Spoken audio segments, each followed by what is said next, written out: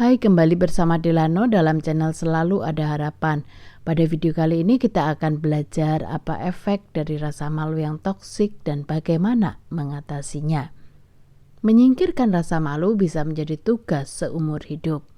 Rasa malu yang toksik menghalangi pandangan yang lebih positif tentang diri sendiri. Jika kita yakin bahwa diri kita jahat, tidak dapat dicintai, bodoh, atau banyak hal negatif dan tidak benar lainnya, kita mungkin melihat ini sebagai keadaan permanen yang tidak dapat diubah ataupun diperjuangkan untuk bisa mengembangkan harga diri yang sehat. Berikut ini dampak lain dari rasa malu yang toksik. Rasa malu yang toksik mengisolasi diri kita. Percaya pesan negatif tentang diri sendiri dapat membuat kita menghindari dan menarik diri dari orang lain. Gagasan bahwa kita tidak berharga dalam persahabatan atau kedekatan dapat membuat kita merasa cemas untuk mengungkapkan diri yang asli kepada orang-orang yang tampaknya peduli pada kita. Hal ini menyebabkan tekanan emosional.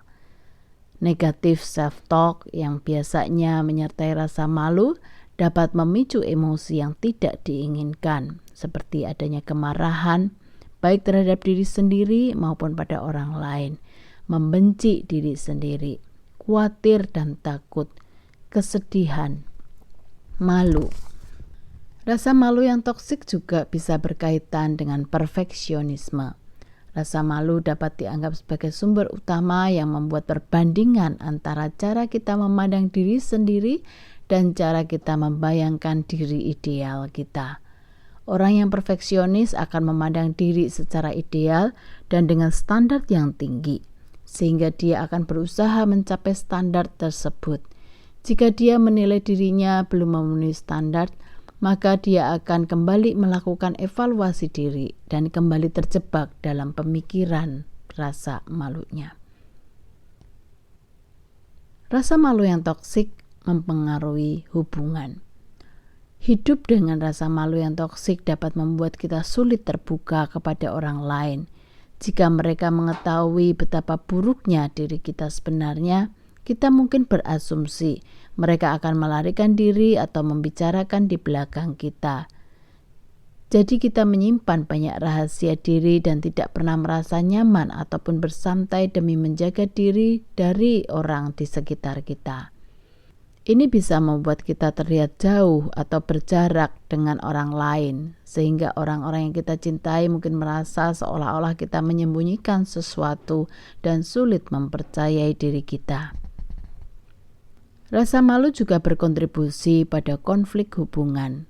Kritik atau komentar konstruktif yang bermaksud baik atau komentar tentang perilaku kita, betapapun baik atau empati, dapat mengingatkan kita pada rasa malu di awal kehidupan dan memperkuat gagasan tentang kekurangan diri sendiri. Kesulitan menerima kritik dapat memicu sikap defensif, perasaan marah dan sedih, dan membuat kita cenderung menyerang orang lain atau menutup diri secara emosional. Hal ini dapat menyebabkan perilaku lainnya yang berbahaya. Rasa malu yang toksik tidak menyenangkan untuk dijalani, dan banyak orang beralih ke strategi penanganan yang tidak sehat untuk mengelola atau menghilangkan rasa sakit yang ditimbulkannya, seperti penyalahgunaan obat, menyakiti diri sendiri, atau kebiasaan makan tidak teratur. Semua dapat berfungsi sebagai upaya untuk melawan rasa malu dan upaya maladaptif untuk mendapatkan kembali kendali atas hidup kita. Metode mengatasi ini mungkin menawarkan sedikit kelegaan jangka pendek, tetapi tidak melakukan apapun untuk menyembuhkan rasa malu. Rasa malu yang toksik membuat potensi tidak berkembang. Segala pemikiran tentang rasa malu membuat munculnya pemikiran dan evaluasi diri yang negatif. Hal ini menghambat potensi diri dan ide kreatif sehingga menjadi tidak berkembang. Mungkin ada banyak lagi dampak dari rasa malu yang toksik ini. Lalu bagaimana mengatasinya? Menangani rasa malu yang toksik memang sulit, tetapi hal itu dapat dilakukan dengan bantuan para profesional. Membebaskan diri dari rasa malu yang toksik mengharuskan adanya perubahan pola pikir, menjadi lebih sadar diri, dan secara aktif berupaya mengubah percakapan batin kita. Karena rasa malu yang toksik terkait dengan identitas seseorang, hal tersebut menjadi sulit untuk diatasi sendirian. Beberapa cara mengatasi rasa malu yang toksik misalnya sebagai berikut. Yang pertama, mintalah bantuan ahli kesehatan mental. Seorang ahli kesehatan mental yang berspesialisasi dalam trauma dan rasa malu dapat membantu kita mengatasi proses berpikir dan pengalaman sulit yang menjadi pemicu rasa malu yang toksik. 2. Hindari hubungan yang memperkuat perasaan kurang harga diri. Memutuskan hubungan dengan mereka yang memperkuat pikiran dan perasaan negatif untuk kita menjadi diri sendiri adalah sangat penting, sebab hal itu dapat mengubah pandangan tentang diri sendiri.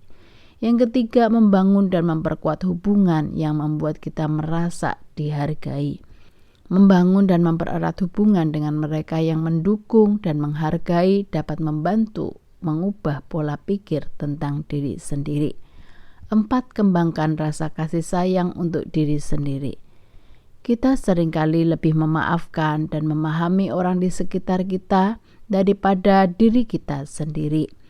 Semua orang pasti pernah membuat kesalahan, memiliki kekurangan dan kelemahan.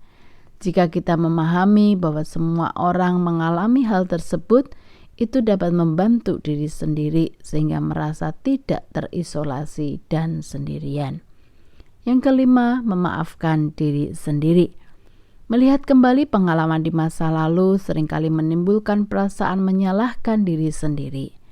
Berdamai dengan diri sendiri dan memaafkan diri sendiri atas tindakan di masa lalu dapat membuat kita menyembuhkan dan melepaskan rasa malu akibat hal tersebut. Oke, sampai di sini video kali ini. Selamat mengidentifikasi dan berjuang terus untuk mengatasi rasa malu. Terus kembangkan diri dengan segala potensi yang ada. Jangan membiarkan masa lalu menjerat kita dan terus hidup bagi masa lalu. Kita ubah masa sekarang untuk masa depan yang lebih baik. Salam dari Delano dan ingat, selalu ada harapan.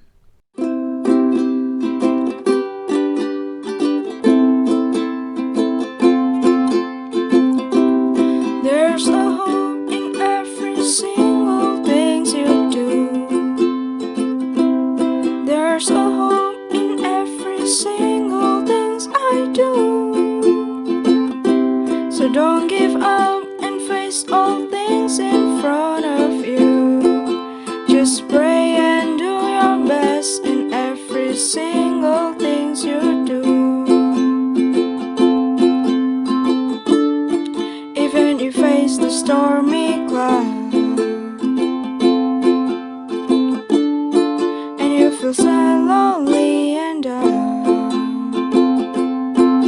just remember that you're not alone.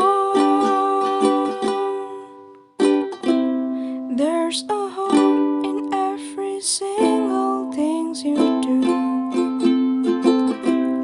There's a hope in every single things I do. So don't give up and face all things in front of you.